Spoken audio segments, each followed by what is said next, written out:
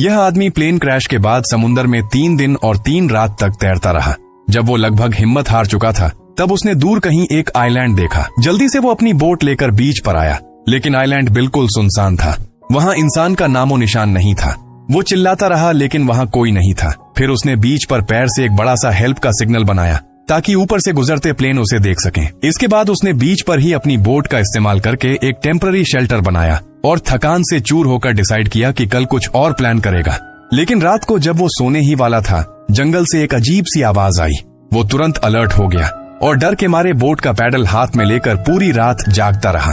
अगली सुबह उसने देखा कि कल बनाया गया हेल्प सिग्नल समुन्दर की लहरों ने मिटा दिया है। वो तुरंत कुछ सूखे लकड़े लेकर बीच के एक ऊंचे और सेफ स्पॉट पे नया और बड़ा हेल्प सिग्नल बनाता है। तभी कुछ कुरियर के पैकेट्स समुन्दर के रास्ते बीच पर आ गए। टॉम ने सब पैकेट्स उठाए, सोचा किसी काम आएंगे। तभी जंगल से फिर वही अजीब आवाज आई। उसने जोर से चिल्लाया लेकिन कोई जवाब नहीं आया। इस बार वो हिम्मत करके जंगल की तरफ गया। जैसे ही वो कुछ आगे बढ़ा तभी कुछ उसके पास गिरा और उसे डरा दिया। जब उसने देखा तो पता चला वो नारियल था। उसने और नारियल इकट्ठा किए क्योंकि उसने पूरा दिन कुछ खाया पिया नहीं था। उसने नारियल को पत्थर पर मारकर तोड़ना चाहा, लेकिन काफी मुश्किल था। नारियल नहीं टूट रहा था। फिर एक पत्थर से नारियल को तोड़ने की कोशिश करता है, लेकिन पत्थर टूट जाता है। आखिर में उसने उस टूटे पत्थर से नारियल को काटना शुरू किया और काफी कोशिश के बाद नारियल टूट गया, लेकिन पानी बहुत कम था। फिर उसने सीख लिया और पत्थर से नारियल में छोटा सा होल बनाया। उसने नारियल उठाकर मुंह से लगाया और बड़ी खुशी से उसने मीठा पानी पिया। पानी पीने के बाद उसने अपना एक बैग बनाया और एक लाठी लेकर आसपास देखना शुरू किया, शायद कहीं से मदद मिले। वो सुबह से शाम तक चलता रहा। उसे बस एक और कुरियर पैकेट मिलता है, उसके अलावा कुछ नहीं मिला और एंड में उसे लगा कि वो वापस वहीं आ गया जहां से चला था। अब उसने डिसाइड किया कि पहाड़ के सबसे ऊपर चढ़ के देखे कि क्या ये सच में एक अकेली आइलैंड है। चढ़ते वक्त उसका पैर पत्थर से कट गया, काफी खून निकला। उसने अपने पैंट से एक टुकड़ा फाड़कर बैंडेज बनाया और कुछ घास जड़ी बूटियां और सॉक्स में डालकर दोनों पैरों पे बांध दिया। 1 घंटे की चढ़ाई के बाद वो पहाड़ी के टॉप तक पहुंचा। उसने देखा कि चारों तरफ सिर्फ पानी ही पानी है, कोई और जमीन नहीं दिख रही थी। उसका दिल टूट गया। तभी उसने देखा कि समुन्दर में कुछ दूर एक आदमी तैरता हुआ दिख रहा है। वो तुरंत नीचे उतरकर उसके पास तैर कर गया और देखा वो प्लेन का पायलट था, लेकिन पायलट जिंदा नहीं था। टॉम ने पायलट को बीच पर खींच के लाया और उसके पास से एक टॉर्च मिली। टॉर्च अब भी काम कर रही थी। उसके शूज उतारे, वो छोटे थे पर उसने मॉडिफाई करके पहन लिए और उसकी जेब में एक वॉलेट मिला। वॉलेट में पायलट की फैमिली फोटो थी। उसे देखकर वो इमोशनल हो गया। एक खुशहाल फैमिली अब कभी पूरी नहीं होगी। उसने डिसाइड किया कि पायलट को वहीं बीच पर दफनाएगा और उसके पास उसकी फैमिली फोटो भी रख दी। उसने पत्थर से पायलट का नाम और उम्र रीफ पर लिख दिया। इतना सब करते करते शाम हो गई। रात को वो शेल्टर में लेटे हुए बहुत अकेला और उदास था, लेकिन उसकी वाइफ की फोटो उसका सहारा बनी। दिन बीत गए लेकिन कोई मदद नहीं आई। धीरे धीरे वो वहाँ की जिंदगी के साथ एडजस्ट करने लगा। हर सुबह पत्तों की बूंदों से वो पानी पीता।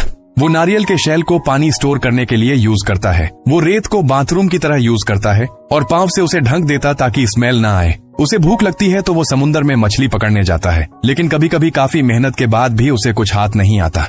फिर एक रात जब उसको नींद नहीं आ रही थी तो वो बीच पर वॉक करने गया। तभी उसने देखा कि समुद्र में एक लाइट दिख रही है। उसने तुरंत समझ लिया कि ये किसी शिप की लाइट है। वो एक्साइटेड हो गया और जोर जोर से आवाजें देने लगा। उसने देखा कि शिप की तरफ से कोई रिस्पॉन्स नहीं आ रहा तो वो लाइट लेके जोर जोर से हिलाने लगा ताकि शिप वाले उसे देख सकें। पर समुद्र के बीच में उसकी छोटी सी लाइट कुछ भी नहीं थी।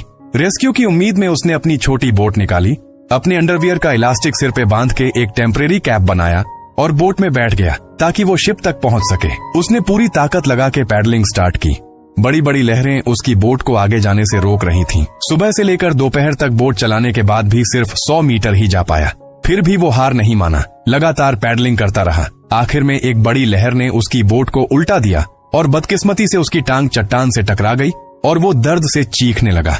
जख्मी हालत में घिसटते हुए अपनी बोट लेकर वापस आइलैंड आया और जैसे मुसीबत कम थी, एक तूफान भी आ गया और तेज बारिश शुरू हो गई। उसने जल्दी से बोट से उन कुरियर पैकेजेस को ढक दिया। कोई शेल्टर नहीं था और टांग जख्मी थी, इसलिए वो आइलैंड के एक कोफा के पास गया, लाइट से आसपास चेक किया और सेफ समझ के अंदर चला गया।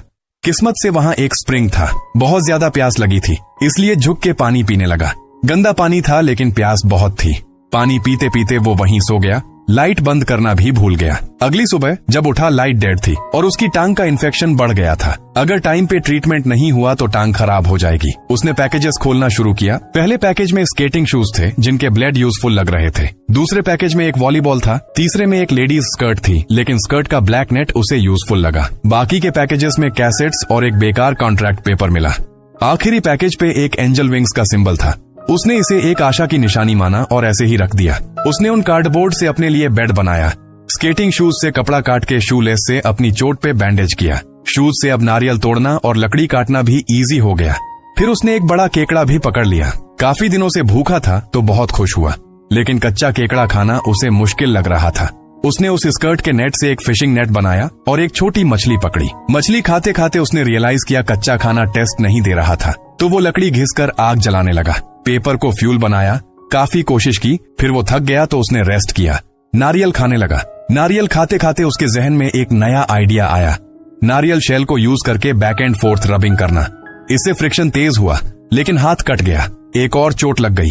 हर दिन जिंदा रहने के लिए लड़ रहा था। फ्रस्ट्रेशन में चिल्लाया, गुस्से में हाथ पैर मारने लगा, वॉलीबॉल उठाकर फेंक दिया। इमोशंस रिलीज करने के बाद उसने खुद को संभाला, हाथ बैंडेज किया और आग जलाने के नए तरीके के बारे में सोचने लगा। वॉलीबॉल पे उसके खून का हाथ लगा था। उसने उस बॉल को एक चेहरा देकर उसका नाम विल्सन रख दिया और उसे अपना दोस्त बनाया। विल्सन के साथ वो मोटिवेट हो गया। फिर आग जलाने लगा। काफी कोशिश के बाद स्पार्क्स आने लगे।